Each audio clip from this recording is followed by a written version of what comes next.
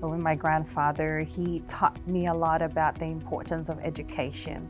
And because we come from a displaced community in the Solomon Islands, we were a minority in the larger Melanesian society. So education was so important to him.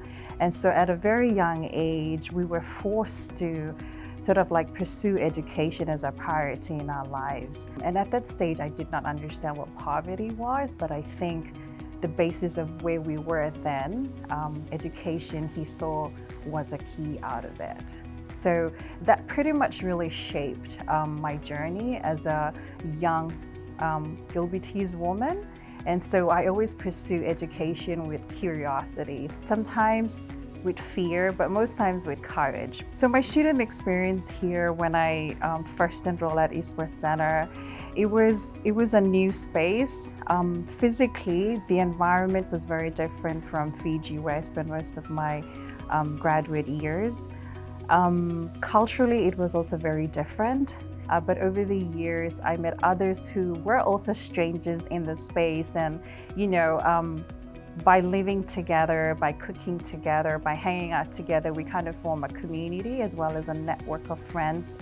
It was such an incredible experience, because at the end of my 2 years, I was more confident that I was more integrated into other cultures. So what I'm doing now here at East West Center, I'm actually doing research work as well as informed policies on climate migration and displacement in the Pacific Islands region. So this is very critical for us in the region because we're a group of small islands. But it's not only that, my position here at East West Center also allows me to speak and to be part of conversations that are beyond the region. So, participating in international forums, as well as conversation and, forums that organized here in Hawaii.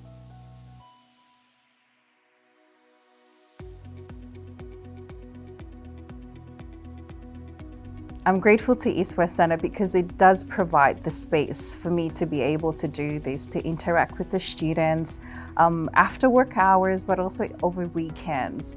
And I know that it's not directly related to the work that I do, but it is. It is my kuleana as a Pacific Islander. One of the important things that I usually do with the students is create talanoa spaces, as we call it here at East West Center. So you create spaces around the tanoa where we can share kava and then have those talk story moments. And so for me personally is I don't need to give a lecture to the students while we have those, but just being there and just being an example of what leaders should be. So leaders doesn't mean, being the top of everything, but, just being able to sit with them and talk story with them, check in on them.